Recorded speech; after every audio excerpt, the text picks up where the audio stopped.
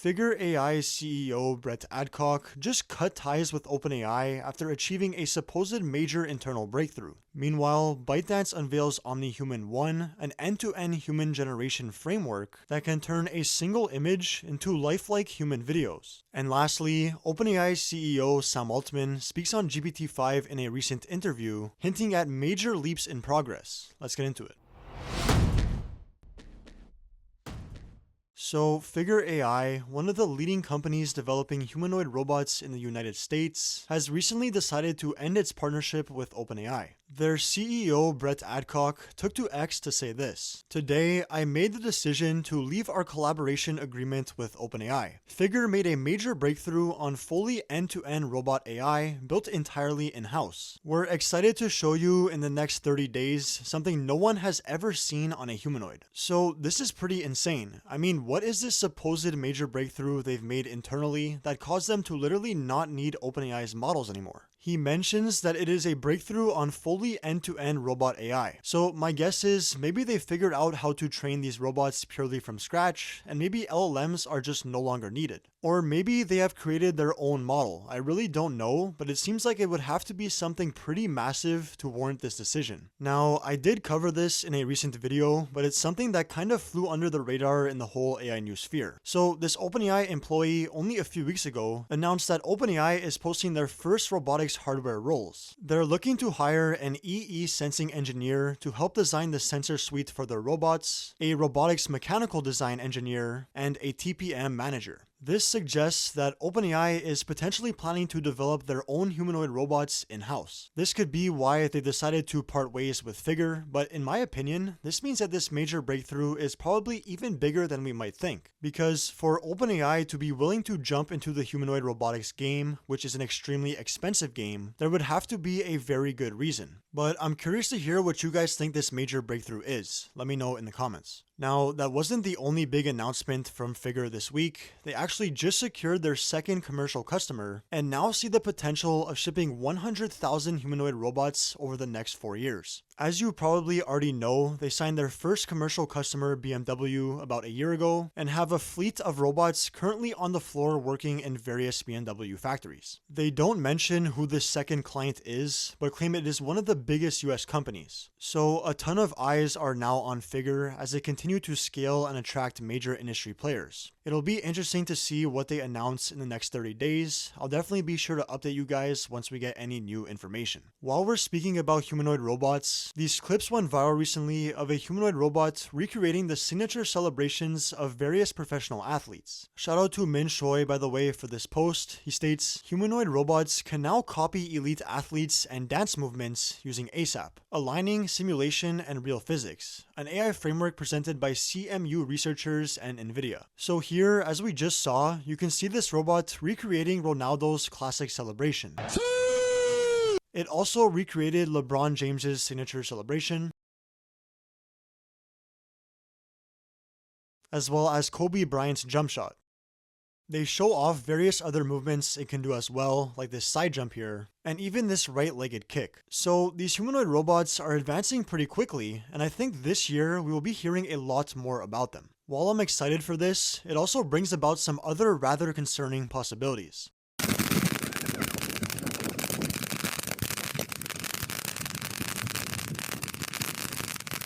Moving on, ByteDance introduces OmniHuman-1. OmniHuman-1 from ByteDance is an end-to-end multi-modality conditioned human video generation framework which can generate human videos based on a single human image and motion signals. It can support input of any aspect ratio in terms of speech. It significantly improves the handling of gestures, which is a challenge for existing methods, and produces highly realistic results. So this clip you are about to see was generated entirely from a single image of this person. The speech, the gestures, the facial expressions, everything is entirely generated by AI. Take a look. You will become. And I know about this because I had the opportunity to stand on top of the Olympic podium and feel the weight of that gold medal around my neck.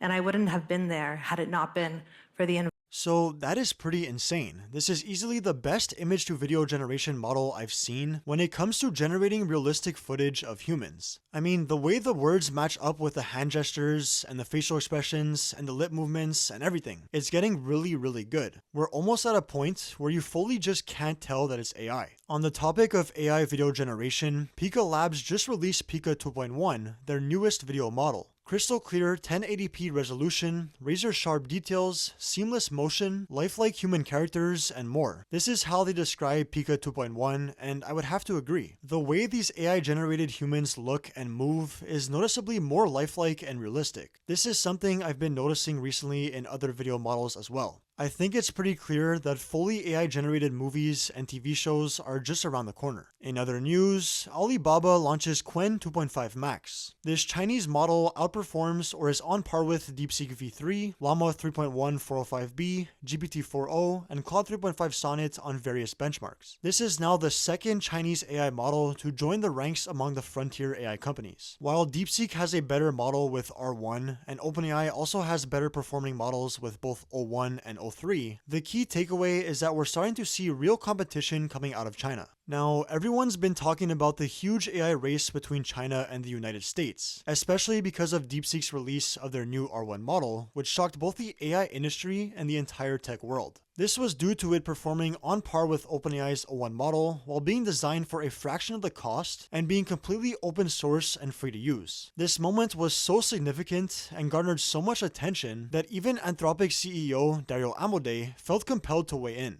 In fact, he wrote an entire essay discussing the situation. Now, I'm actually currently working on a video where I'll be covering this entire essay because he touches on a lot of other stuff going on in AI right now and makes some pretty insane statements. Like this one, for example, making AI that is smarter than almost all humans at almost all things will require millions of chips, tens of billions of dollars at least, and is most likely to happen in 2026 to 2027. So definitely be on the lookout for that. I'll probably have it up by tomorrow. But anyways, the part that I wanted to show you guys that relates to what we were just talking about is this. He states, all of this is to say that DeepSeek v3 is not a unique breakthrough or something that fundamentally changes the economics of LLMs. It's an expected point on an ongoing cost reduction curve. What's different this time is that the company that was first to demonstrate the expected cost reductions was Chinese. As I mentioned earlier, the main reason everyone was freaking out about DeepSeek R1 was due to how much cheaper they were able to supposedly design the model for compared to American AI companies. And well, according to Dario Amodei, what they've accomplished isn't actually all that impressive or surprising, and that soon we will see these efficiency gains being applied to American models as well. By the way, there have also been claims that DeepSeek may have actually stolen or unlawfully taken sensitive data from OpenAI to train their models. I don't believe anything is confirmed as of yet, but Microsoft is currently investigating this. In other AI news, Sam Altman and a few high-level OpenAI executives hosted another AMA on Reddit after the release of O3 Mini. Here are some of the more notable replies from this post. One user asked, would you consider releasing some model weights and publishing some research? Which Altman responded, yes, we are discussing. I personally think we have been on the wrong side of history here and need to figure out a different open source strategy. Not everyone at OpenAI shares this view, and it's also not our current highest priority. So this is pretty interesting. He is openly admitting that OpenAI might have taken the wrong approach with its current stance on openness, which has been to close source every model they release. While not open sourcing your models is obviously more profitable,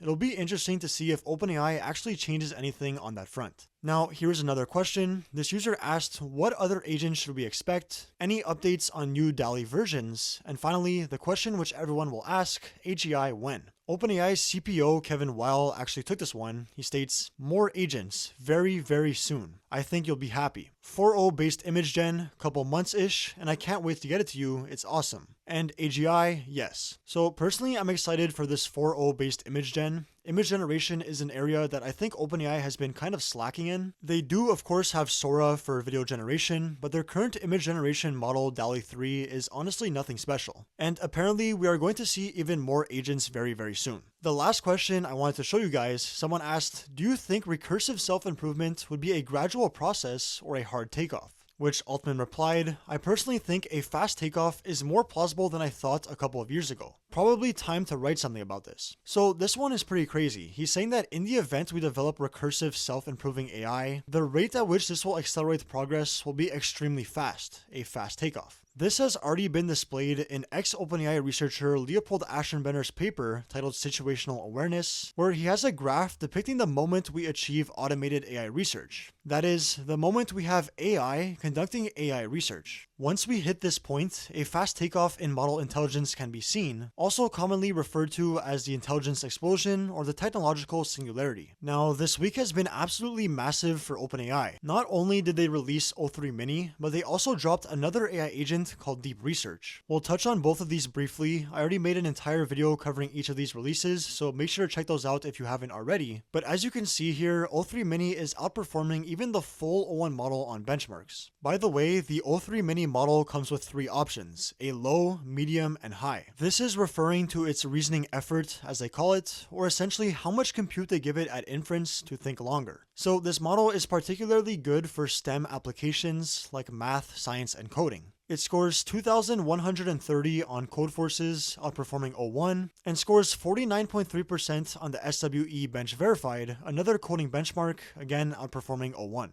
Based on human evaluations, people tended to prefer O3 Mini, especially for STEM-related use cases. For non-STEM-related use cases, it was still preferred over O1 Mini, but not by as much. Also, it is actually faster than O1 Mini, delivering responses on average 24% faster. So this model is extremely fast, particularly good for STEM applications, especially coding, and is available right now to all Plus, Team, and Pro users. Free users can actually also use it as well by clicking Reason after typing in your query. This is the first time free users have access to a reasoning model. Next, we have OpenAI's new agent called Deep Research. So for this one, instead of going through their website, I have a clip for you guys of Sam Altman explaining exactly what this agent is and why it is one of the biggest things OpenAI has ever launched. Take a look. And today, we're excited to demo our next agent. This is called Deep Research, and we announced it earlier today from Tokyo. I think this is one of the best things OpenAI has ever launched. And it really points at what's going to be possible with AI agents. This can do complex research tasks for you. Tasks that might take 30 minutes, they might take 30 days. It's powered by O3. It's the first time that the outside world gets to use our O3 model. And it can browse the web, scan text, images, PDFs, much more, synthesize this, reason through it, and prepare a report for you. So it takes a while. It goes off and does all of this work. You can see what it's thinking about as it goes. It's different than ChatGPT, where you instantly get a response. Here, you start off a task like you might give a task to a sophisticated coworker, and Deep Research goes off, thinks through it, gathers insights, gets it together, finds sources, and gets you a report. This is a system that I think can do, this is just an estimate of mine, but I think can do a single-digit percentage of all economically valuable tasks in the world. This is a huge step forward for AI, and it really gets at Mas's vision for what enterprise AI can look like. This is just the consumer version. There will be a stronger one to come. So a system that can do a single-digit percentage of all economically valuable tasks in the world. That is a wild statement. But I mean, this agent Deep Research is literally like the first version of an AI researcher. That is, an AI who can do AI research. We already saw what automated AI research might lead to. Altman also already stated that a fast takeoff is looking more and more likely. And now OpenAI literally releases an AI agent capable of performing research on the web autonomously. I mean, it really seems like we are approaching the knee of the curve. Now, on top of these huge releases, we also have a new clip of Sam Altman speaking on the performance of GPT-5 and their plans to integrate the O model series with the GPT series to create one powerful model for everything. Check this out. I think, going from GPT-3 to GPT-4 really surprised the world. GPT-4 to GPT-5 will be a similar leap. And it's amazing, the capability of these models. They're getting so smart that maybe by the time of GPT-5 or 6, maybe you'll say, like, that's enough intelligence. It's already smarter than me. At this point, how do you integrate it? How do you make it easy to use? Can we bring voice mode and canvas, video, and all of our features together? And can we have just this one model that can do everything? That knows when to search the web, it knows when to go to a research project, it knows when to write code, it knows when to switch into voice mode. So I think that integration will be the next big milestone after we gain the intelligence side. We want to bring GPT and O together. So we want one integrated model, the AGI, that does everything all together. It knows when to think hard, it knows when to be quick, it can do use all the tools.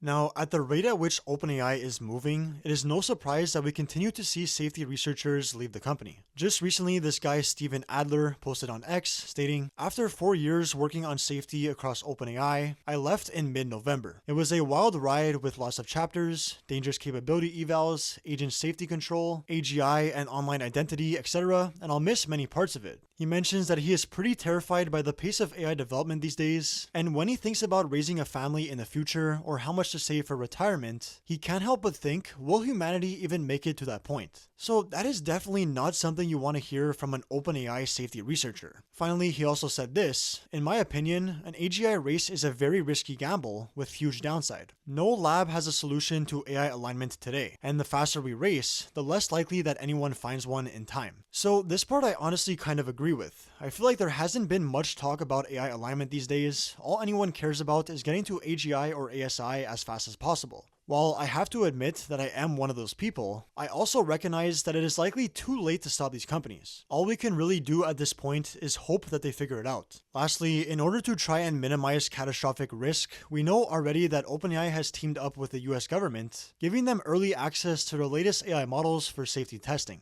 Well, they've now also introduced ChatGPT Gov to streamline agencies' access to their frontier models, delivering productivity and efficiency boosts. They will also be bringing their new reasoning models like O1 to thousands of scientists across national US labs to drive scientific breakthroughs. So the government is starting to get more and more involved with this technology. Whether that ends up being a good thing or a bad thing, I guess we'll soon find out. But my point is that they are at least probably aware now of the potential catastrophic risks, and they seem to be taking the development of AI a lot more seriously. Anyways, that is all the AI news for today. Thank you guys so much for watching. I hope you enjoyed the video. If you did, please feel free to leave a like. And as always, if you want to stay up to date on future AI news just like this, make sure to hit that subscribe button.